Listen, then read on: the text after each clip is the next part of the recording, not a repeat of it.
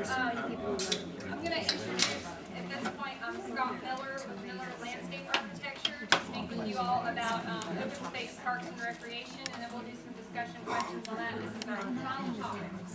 Come on, Dan. Thank you.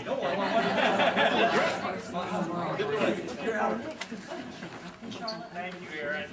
Yes, my name is Scott Miller. I'm president of MLA Miller Landscape Architecture, and we're based in Interstate. I do have with me also respondent from our office. Ash is our creative director. Wade. She's helping us out on this. Our firm is a landscape architecture land planning firm. We have been associated with a number of projects here in the local area, the Windmock Barn, the soccer complex, some sidewalk work, some work on the 801 interchange, and also some up and down the 801 corridor on the landscaping around the Bermuda Village area. So we are familiar with this area. We always feel like we're coming home when we come over here to the town. So appreciate seeing a lot of the faces and appreciate everybody showing up tonight. Our office was basically commissioned to look at the open space park and recreational opportunities, and really to do an inventory of those things and here within the town. And interesting, I guess good news and bad news. What we found was that there was a tremendous amount of opportunity.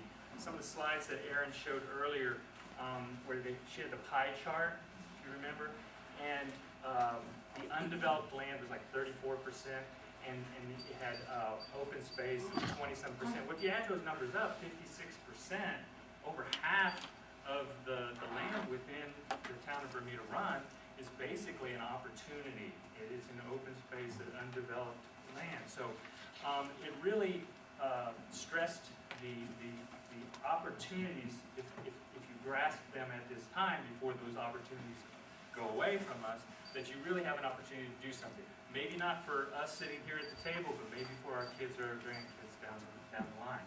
So one of the things that we did notice also was that that's kind of the good news. The bad news side of things is that with the exception of possibly the golf course areas, which we understand that's how the community grew initially, golf course and the residential development around it. But excluding the golf, there's really very few public recreation opportunities that are actually developed. I mean, think about it. Where do you go to recreate? The village at Kinderton has its own private little clubhouse, okay, with a pool. If you remember the sidewalks that Erin put up, and she showed, the sidewalks. There were sidewalks, but they were, spread out. You have a pool and a tennis court area within the gated community, but not everybody's allowed to use that. You have to be a member, I guess, of the club to be able to use that. So, and so many of those activities, there's just not that many public opportunities out there. Many of the recreation facilities that are out there are aging. We heard at our table, that was one of the comments that they brought up, and was that many of the facilities, especially within the village, the gated community, are beginning to age. The golf course areas, the clubhouse, the Mulligan's thing.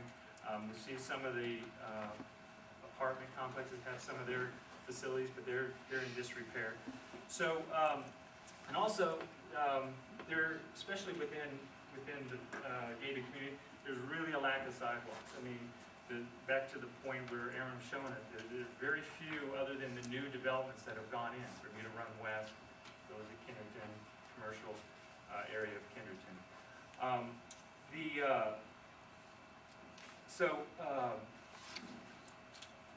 I guess we can go on to the next.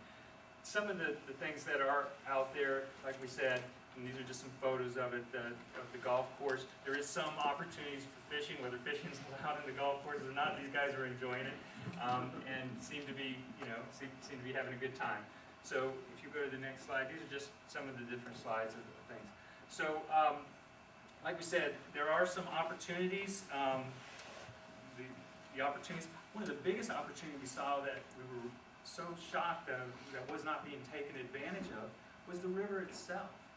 I mean, the river is a wonderful opportunity but we found no public accesses to the river, no public, nothing that was developed in relationship to the river, whether you want to get on the river or just walk along it or view it or whatever. The only time I get to view is when I go over the interstate or go over 158 bridge, and when they were working on the bridge, you could slow down enough to to look out and see a little bit of it. But it's amazing when you go down under the bridge and walk along that, what you can see. It's really quite amazing, and there's a real great opportunity at that place. There's also limited pedestrian and biking connections. Okay, what I call the green infrastructure. Okay, we've got infrastructure like sewer and water and those kinds of stuff, and we have issues with all that. But there's also really a green infrastructure, and that's connectivity. It's being able to get from place to place to place. And if you go into the next slide here, thank you. If you look at some of the things that are going on within the community, there are things that are going on. I mean, you've got the soccer complex that came in. You've got Windmock. We have some drawings in the back, and there's some that'll be coming up here in a second. But you've got the Hampton Inn. I mean, it's got a splash park or pool or play park. That's going to draw to some of the areas. And of course, you have Tanglewood, okay, across the river. It's not within the town limits. It's across the river in Forsyth County. You do have Windmock. That is a conference center getting ready. That's being done by Wayne Thomas with Sterling Events.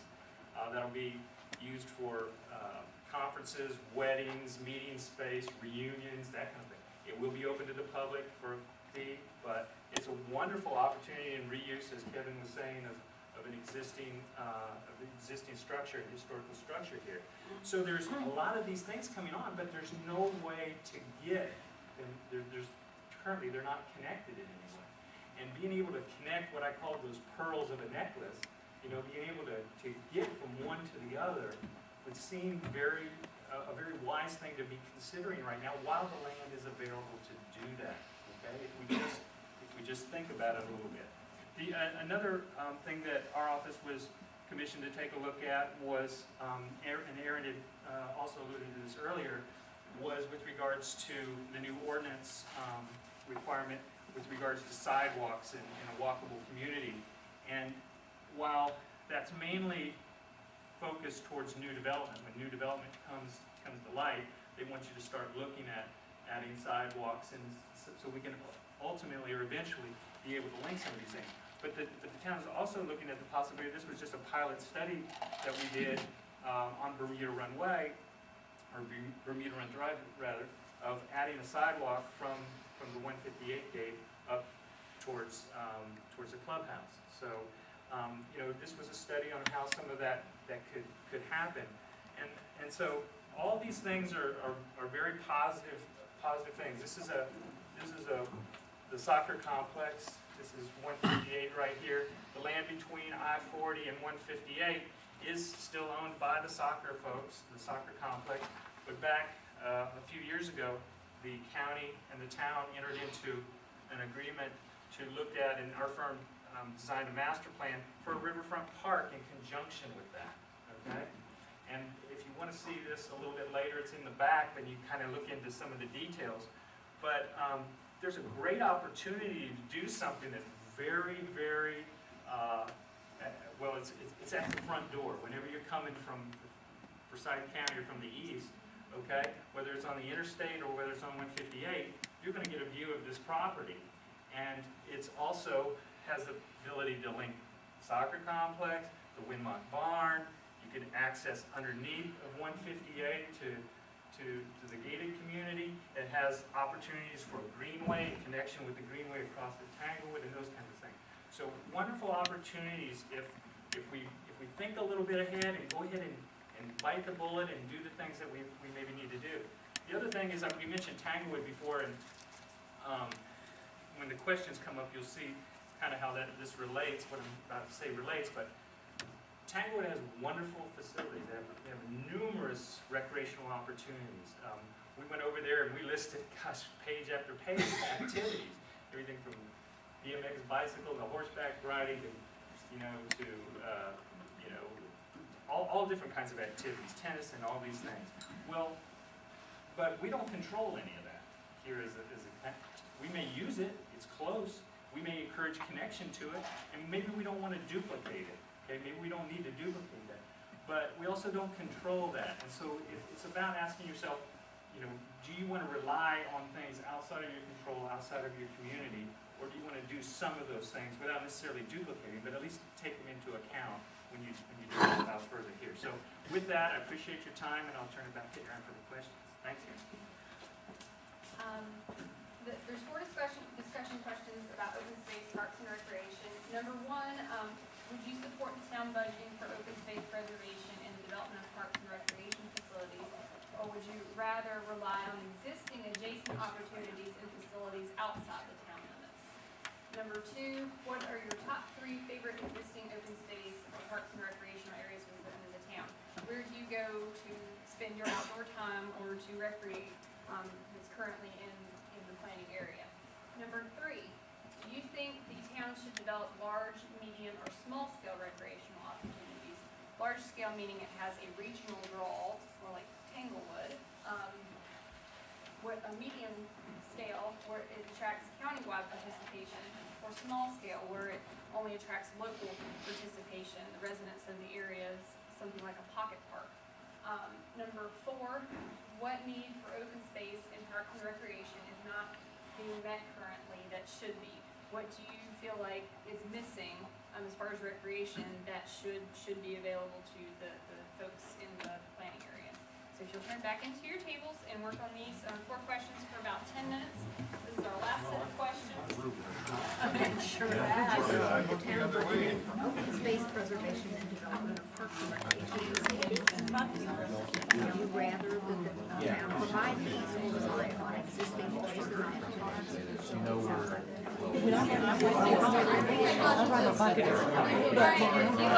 wrap up that last bit of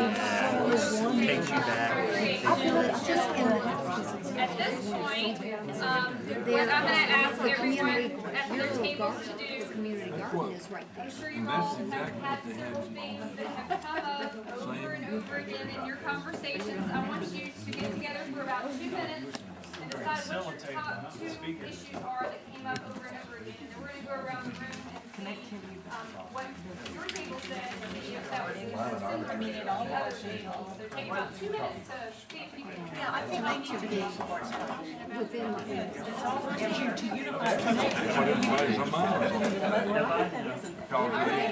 Is there nothing in there? Everybody done making their time? Okay, all right.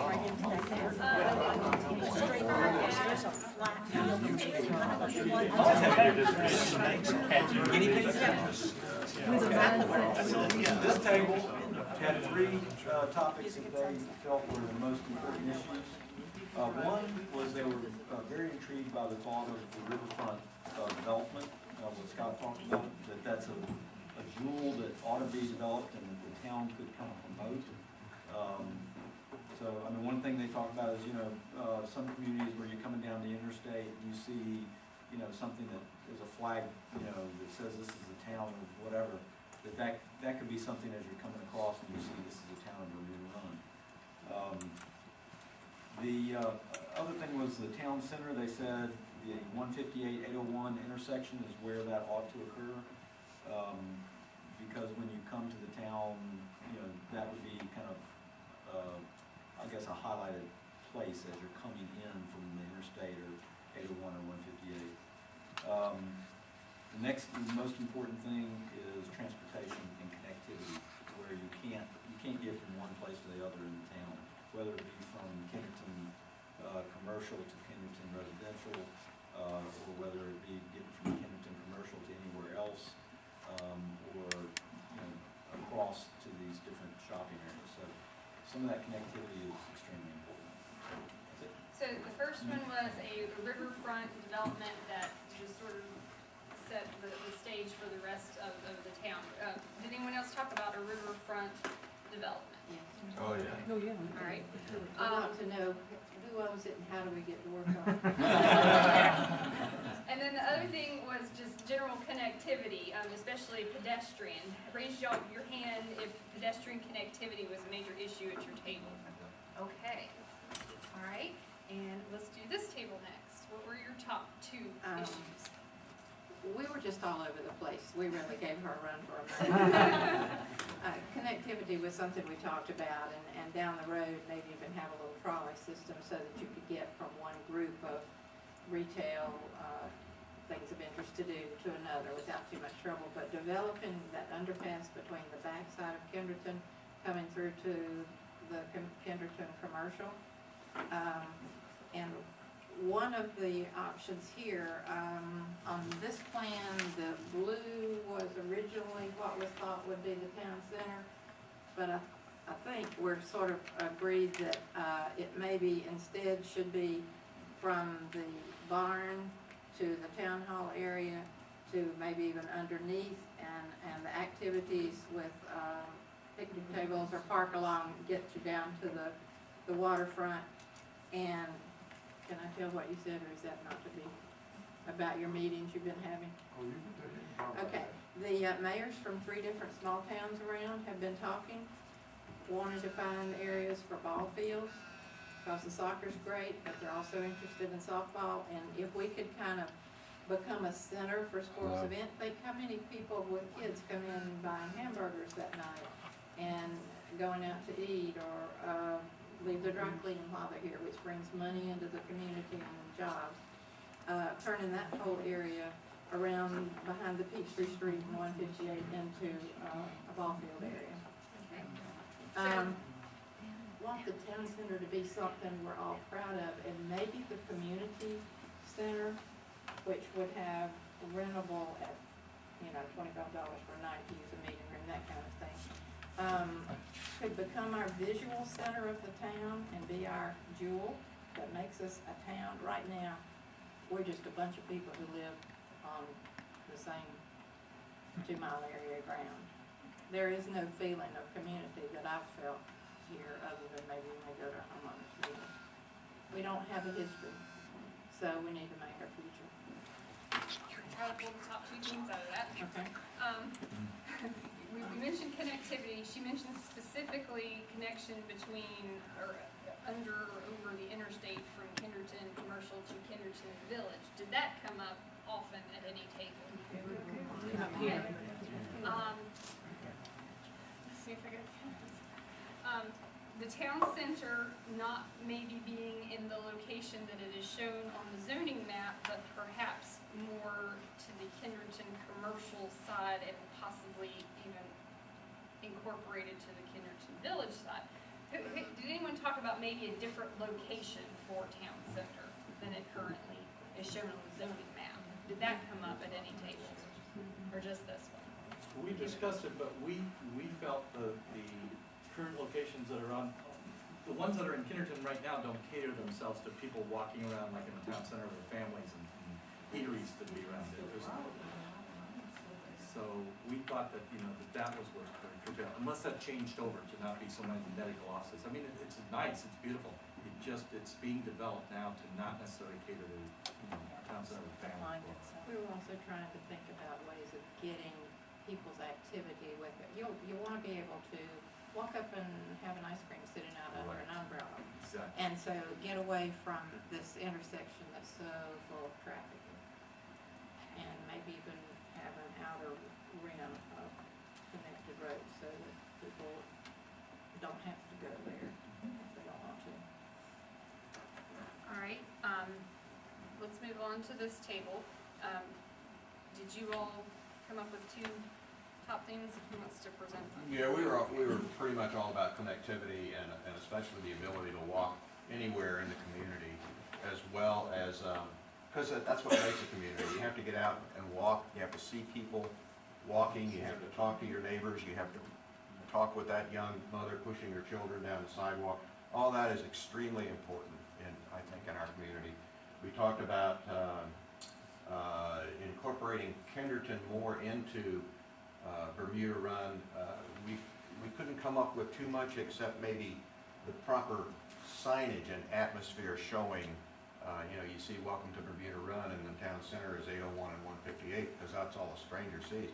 But if you had some sort of really aesthetic signage that said, Kenderton this way, Kenderton Bermuda Run this way, you know, if it ever is incorporated into the town, to identify it as being a specific part of Bermuda Run. And the development of the green spaces and the connectivity of the green spaces into small parks and recreational areas for families to enjoy, and they can actually get out and bike and walk to them without fear of being run over by a service provider, a lawn care guy or something like that coming over the top of the hill.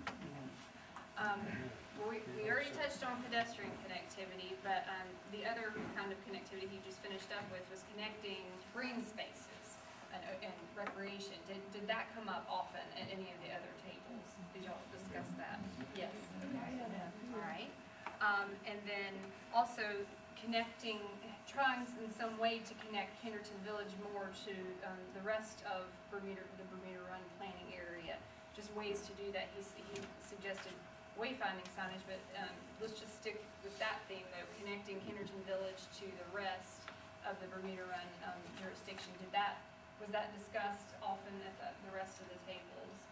Anybody? Yes. Town center was another major issue, as well as the riverfront park area. Alright. Very important. The hospital will sort of make that happen, I think. What's that? When the hospital is there, so much traffic is going to be pointed to that little spot that Kenderton will be sort of absorbed in that whole growth, I think. That's probably true. Okay, this table, blue number 3, who would like to present your top 2? Our top 2 was first to provide pedestrian and bicycle-friendly connectivity. There's a theme going on here, isn't there? To unify the whole town and provide access to Tanglewood. And secondly was the development of the town center. Okay. All right, well, we touched on town center. We touched on the connectivity, so we'll just say do on that one. And then the last table back here, what were your top 2? We talked about much of the same things already discussed, but the 2 things that we had in addition that haven't been talked about is we put a lot of time into talking about the design of the buildings and the landscape for the character of our neighborhood. We really treasure the fact that we have mature tree growth all around, and when you drive down the 40 or you drive down some of our roads and you see an awful lot of trees, we would like to make sure that that's maintained to some degree and that there's not just this leveling of property to just build. So that was a major thing, and we talked a lot about the design and character of those. We wanted to see that really maintained. If you back into it, and when we talked about trying to have small business available at our town centers and that, and to have restaurants and that, you have to support these, and how can we get more of the people here? And we talked a little bit about how more sewer capacity is necessary. You have to back into these things. We've got to get the hospitals and others to start to enable us to have sewer capacity and grow that so they can be, attractive to other commercial business and then also small business. So the first thing was about aesthetics, a unified building design as well as mature and enhanced landscaping to unify the town. Emphasis on landscape. Yeah. Did that come up at the other tables? Okay. And then the second thing, which just slipped my mind. Sewer capacity. Did sewer capacity come up at all at the other tables? I know I said it was an issue, but I didn't touch on that much. So, yeah, we basically have to have sewer capacity to have development, so that's really an important thing. And the town has been working on that, and we'll need to continue to work on that. So, well, that's good. It's good to know that, there's been both, some discussions going on at tables as well as some unique things, so that those will all be taken into account. As we finish up, I know I mentioned earlier that both the public input survey and the development preference survey are available on the plan website, which you can get to through the town's website at townofbr.com. For those who have time and do not feel like they want to take the development preference survey online, those are here. We have the posters that you can fill out the form, you can stay in and take that. How many people received a public input survey in the mail? Okay, put your hands down. How many people have filled yours out yet or have gone online? Okay, we have work to do.